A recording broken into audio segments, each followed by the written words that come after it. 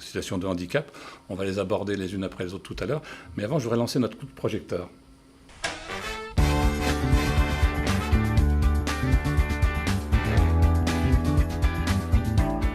Alors, Karl Raoul, vous êtes directeur d'autre école, vous avez mené un partenariat avec l'association Près de la Bataille, pardon. Vous allez nous dire comment ça se passe, mais on va regarder le reportage avant qu'on a réalisé cette intention. Ok, très bien.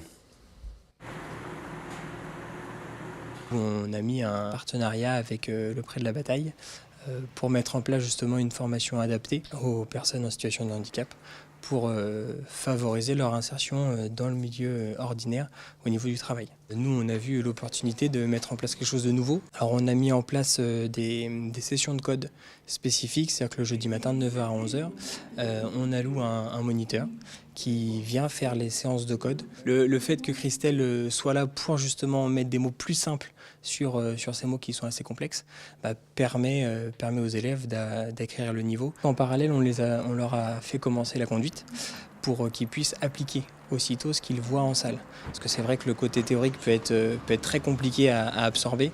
Le fait de voir la situation en vrai, de se rendre compte que si on grille un stop, si on grille un feu, si on rate une priorité à droite, notre vie peut être en danger. Ça peut permettre aux élèves de leur faire comprendre de l'importance de respecter la règle et de comprendre plus facilement la règle. En fait, le permis de conduire va m'ouvrir des portes pour d'autres entreprises en milieu ordinaire.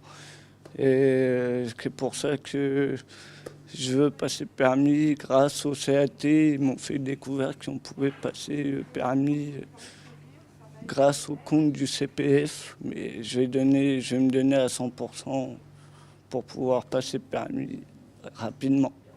Depuis le 15 mars 2017, le CPF permet, grâce aux heures qu'on a cotisées tout au long de notre vie de salarié, d'avoir une certaine somme selon le nombre d'heures que vous avez cotisées. Cette somme peut être utilisée pour plein de formations, et notamment le permis de conduire. Le dispositif du permis B et de l'adaptation, on est dans l'inclusion parce qu'aujourd'hui, les personnes en situation de handicap souhaitent vivre comme tout à chacun dans le milieu ordinaire. Le permis de conduire, c'est un levier pour l'autonomie des personnes, que ce soit au niveau professionnel, que ce soit au niveau social. C'est le levier d'inclusion en règle générale. Alors, Karl, on revient sur ce beau projet. Oui. Comment avez-vous eu l'initiative ? Et en fait, Christine est venue nous rencontrer pour éventuellement créer un partenariat, effectivement. Et pour nous, c'était important de ne pas faire dépenser l'argent aux jeunes n'importe comment. C'était très important de trouver une solution. Et la solution, donc déjà, c'est de pouvoir aller travailler dans les ZAT, puisqu'on va aller chercher pour toute la partie conduite, en général, on va dans les ZAT.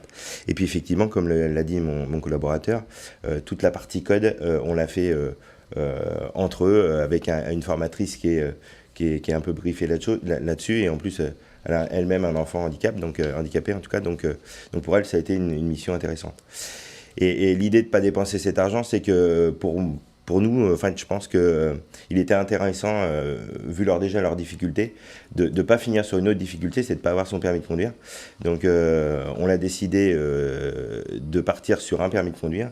Et pour ceux qui auront du mal et qui ne pourront pas aller jusqu'au bout du permis de conduire, partiront quand même avec un permis de conduire, mais donc pas tout à fait le même, puisque ce sera le permis AM, qui est donc voiturette. Mais ça leur permettra donc de pouvoir se déplacer, d'aller travailler, d'être comme toute autre personne, aller au cinéma, etc. Un vrai outil d'intégration, en fait. Tout à fait. Pour nous, c'était important d'aller dans ce sens-là, plutôt que de faire dépenser l'argent à ces jeunes.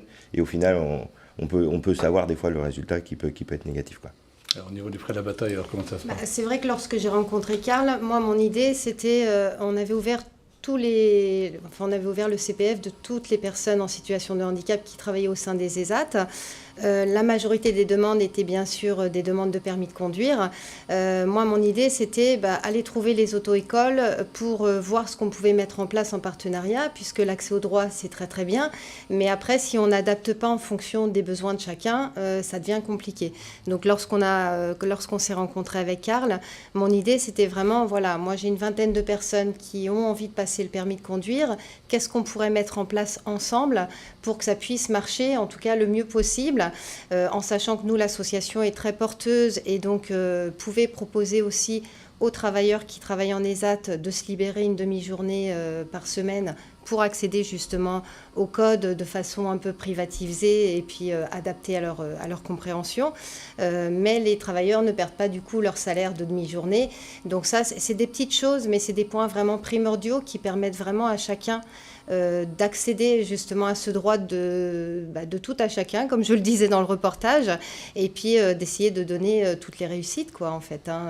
C'est vrai que la démarche, donc quand j'ai rencontré Karl, c'était ça, c'était qu'est-ce que vous, avec votre dispositif, vous pouvez nous proposer, quel partenariat nous on peut mettre en place avec nos compétences sur le handicap et qu'est-ce qu'on peut créer. Et aujourd'hui, bon, cette expérience est de quelques mois, mais ce qui est intéressant, c'est que du coup, on voit que le fait de travailler tous ensemble, ça permet une vraie émulation pour ces personnes, en fait.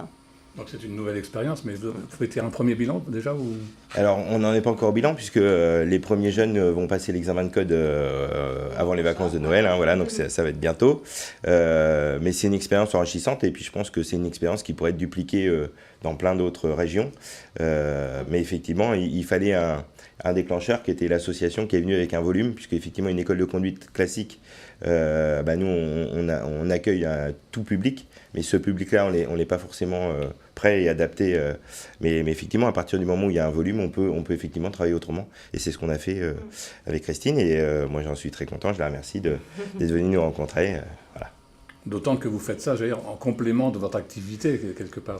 Tout à fait. C'est une autre expérience complètement. Parce que alors, effectivement, on est habitué à avoir des gens de tout niveau. On peut avoir du bac plus 4 sans diplôme. Donc il faut qu'on s'adapte à l'élève, mais là c'est un autre public et c'est une autre façon de travailler. On redécompose les mots au niveau du code pour leur faire bien comprendre, parce que c'est pas toujours facile. Les mots qui sont employés dans les formulations d'examen de code, c'est pas toujours facile pour eux. Donc on est obligé de refaire un travail un peu de français, etc. Mais c'est hyper intéressant pour nous. En fait, on a vraiment tâtonné dès le début de l'expérience et ce qui était intéressant, c'est que Karl nous a vraiment ouvert les portes en disant on tente, on voit ce qu'on peut faire. C'est vrai qu'au départ, les jeunes allaient sur l'apprentissage du code avec tout le monde et ils continuent d'y aller d'ailleurs, puisqu'ils ont cet espace privatisé une fois par semaine, 2 heures. Mais après, dans la semaine, ils y vont seuls avec les autres personnes qui sont inscrites à l'auto-école. Et c'est vrai qu'on s'est rendu compte au bout de quelques semaines que la compréhension pouvait être difficile pour certaines personnes.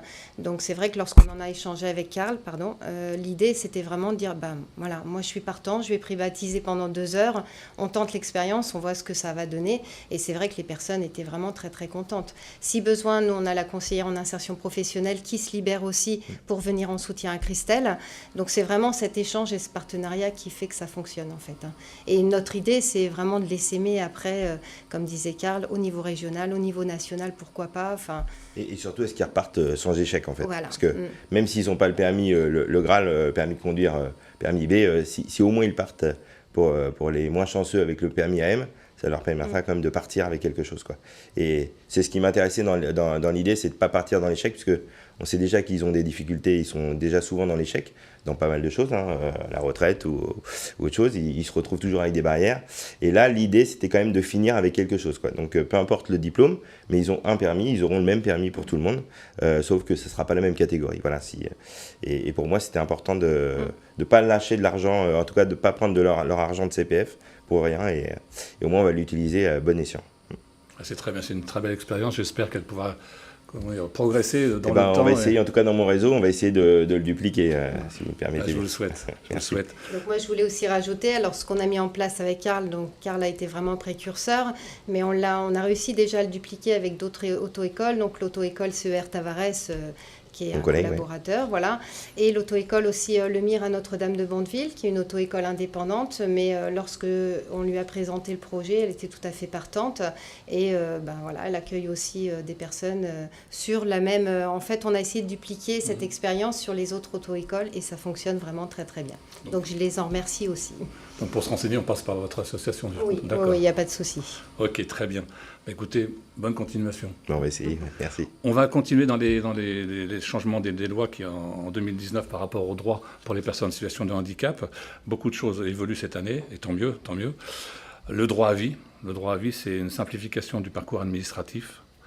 Et 4 droits sont concernés. Christine, vous les connaissez, ces droits ou... Alors, très peu. En fait l'idée de ces droits et de cette loi, c'est vraiment d'assurer un accompagnement global de la personne sur toutes les thématiques de vie. En fait, c'est la santé, c'est l'aspect social, c'est la culture, c'est le loisir, c'est le sport, c'est le professionnel. C'est vraiment essayer d'accompagner les personnes.